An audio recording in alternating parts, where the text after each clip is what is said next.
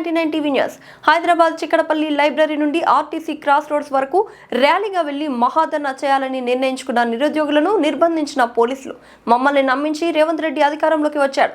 రాహుల్ గాంధీ ఒక 420, రాహుల్ గాంధీ ఒక చెల్లని పైసా మమ్మల్ని దగా చేసి కుట్రపన్నారు. కోదండరాం కూడా మంచోడు అనుకున్నాం. వాళ్ళు మమ్మల్ని వాడుకుని పదవులు పొందారు. బల్మురి వెంకట్ పెద్ద దొంగ. పుస్తకాలు పక్కన పెట్టి మాకు సపోర్ట్ చేయండి, 2 లక్షల ఉద్యోగాలు ఇస్తామని చెప్పి మోసం చేశాడు.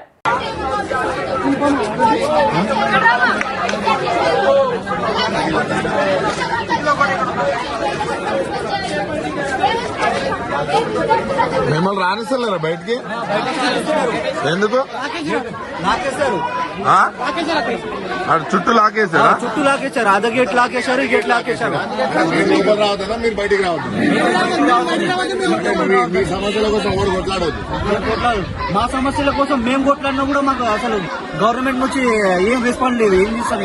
లోపల నుంచి బయటికి రానిస్తలేరు. బయటికి రానిస్తలేరు. మరి ఫుడ్ అదంతా ఎట్లా? మరి మీరు ఏందో వాళ్ళే ఫుడ్ అని తెచ్చి చేస్తారు మమ్మల్ని. ఏం చెప్తారు రేవంత్ రెడ్డికి? ఏం చెప్తారు రేవంత్ రెడ్డికి? ఏం చెప్తాం? అలాంటి దగా కుట్ర పన్నిన రేవంత్ రెడ్డికి నేను ఒకటే చెప్పదలుచుకున్నా, మీలాంటి నియంత్రిత గవర్నమెంట్ గతంలో కాదు కదా, ఇంకో 70 కాదు 100 సంవత్సరాలు వచ్చినా మీలాంటి నియంత్రితగా ఉన్న గవర్నమెంట్ ఇక్కడ ఎప్పటికీ రాదు. ఇలాంటి దగా కోరు 420 హామీలు ఇచ్చేసి అందరినీ నమ్మబలికి గవర్నమెంట్ తీసుకొచ్చావు. మమ్మల్ని కూడా నమ్మబలికావు. మమ్మల్ని కూడా మీ 2 లక్షల ఉద్యోగాలు ఇచ్చేసినాం అంటున్నారు. 78,000 ఆల్రెడీ పూర్తి చేసినాం అంటున్నారు. 2 లక్షల ఉద్యోగాలు కదా వాళ్ళ గవర్నమెంట్ వచ్చిన తర్వాత ఆర్థిక శాఖ పొందింది జస్ట్ 5,000 ఉద్యోగాలు మాత్రమే. ఆ 60,000 ఉద్యోగాలు గత ప్రభుత్వము ఏదో ఫిలిప్ చేసి వీళ్ళంతా జస్ట్ బీఫామ్ ఇవ్వడం వల్లనే ఏదో 60,000 ఉద్యోగాలు కలిపేసి ఏం చెప్తారు? రాహుల్ గాంధీకి ఏం చెప్తారు? Rahul Gandhi 420 candidate. First of all చెప్పాలంటే ఒక చెల్లని పైసా ఆయన రాహుల్ గాంధీ. ఎందుకట్లా చెల్లని పైసా అంటే ఆల్రెడీ తెలుసు దేశం మొత్తంలో ఆల్రెడీ రాహుల్ గాంధీ ఏంటనేది.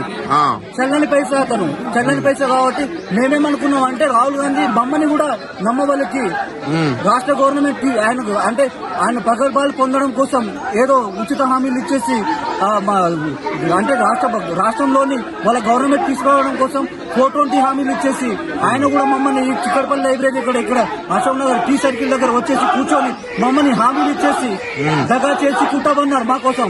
అంటే ఆ రోజు మేధావులు ఎవరైతే కాంగ్రెస్ ని అధికారంలో తీసుకురమ్మన్నారో ఆకునూరు మురళి కావచ్చు, బల్మూరు వెంకట్ కావచ్చు, ఇంకా కోదండరాం కావచ్చు, వీళ్ళందరూ మాట్లాడతలేరు. ఇప్పుడు ఏం చెప్తారు? అంటే ఆకునూరు మురళి కానీ ఈ కోదండరాం సార్ కానీ ఏమనుకున్నామంటే వీళ్ళు నీతి నిజాయితీతో కూడుకున్న క్యాండిడేట్లు అనుకున్నాం. వీళ్ళు కూడా మమ్మల్ని వాడుకొని మమ్మల్ని యూజ్ చేసుకుని తర్వాత వాళ్ళు పదవులు పొందుతారనే విషయం మాకు తర్వాత తెలిసింది. ఈ 2 సంవత్సరాల తర్వాత మాకు తెలిసింది ఏంటనేది వాళ్ళు అసలు ఎట్లా చూస్తారు? అసెంబ్లీలో శ్రీధర్ బాబు మాట్లాడిన మాటలు ఎట్లా చూస్తారు? అలా శ్రీధర్ బాబు మీరు ఆల్రెడీ మేనిఫెస్టోలో చెప్పారు ఏమని 2 లక్షల సంవత్సరంలో 2 లక్షల ఉద్యోగాలు కల్పిస్తామని చెప్పడం గానీ, సోమాజిగూడలో చెప్పడం గానీ, శాసనసభలో చెప్పడం గానీ, వగేరా మీ ప్రెస్ మీట్ లో మీ మంత్రులు చెప్పడం గానీ, మరి ఎందుకు చెప్పారు? అలాంటి అబద్దాలు హామీలు చెప్పేసి మమ్మల్ని ఎందుకు ఎక్కడ కూడా అనలేదు మేము అంటాడు బల్మూరు వెంకట్. ఎందుకు చెప్పలేరు అండి? బలమురు వెంకట పెద్ద దొంగ అండి. మమ్మల్ని వాడుకొని మా నిరుద్యోగులను వాడుకొని మా నిరుద్యోగుల దగ్గర మీరు అరే పుస్తకాలు పక్కన పెట్టేసండి. ఈ గవర్నమెంట్ బీఆర్ఎస్ గవర్నమెంట్ ఉంటే మీకు ఉద్యోగాలు రావని పుస్తకాలు పక్కన పెట్టేస్తే మీరు యుద్ధం లాంటి బయట ప్రకటిస్తే మమ్మల్ని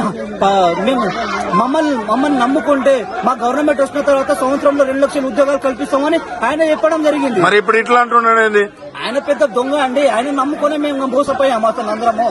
మేము అందరు నిరుద్యోగులు చిక్కడపల్లిలో నిరుద్యోగులు అందరం అందరు విద్యార్థులంతా మోసపోవడానికి ఏకైక కారణం బలమూరి వెంకట అయినా సరే, ఆకుల ముళ్ళు అయినా సరే, రియాజ్ అయినా సరే, కోదండం సార్. మీకు ఉద్యోగాలు ఎక్కువైపోతున్నాయట కదా?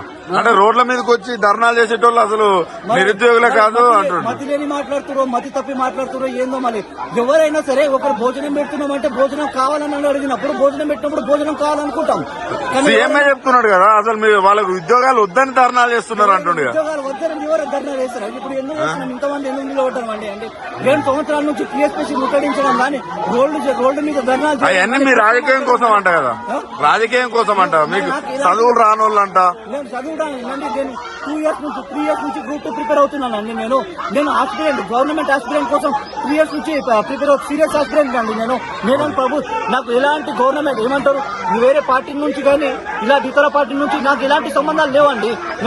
అంటే ఎవరు రోడ్డు మీద వచ్చినా గానీ ఏదో గవర్నమెంట్ అగెన్స్ట్ మాట్లాడితే వేరే పార్టీకి సంబంధించే క్యాండిడేట్ ని ఇట్లా మీరు దాన్ని ఎలా చెప్పగలుగుతారో మాకు అర్థం కావట్లేదు ఫస్ట్ ఆఫ్ ఆల్.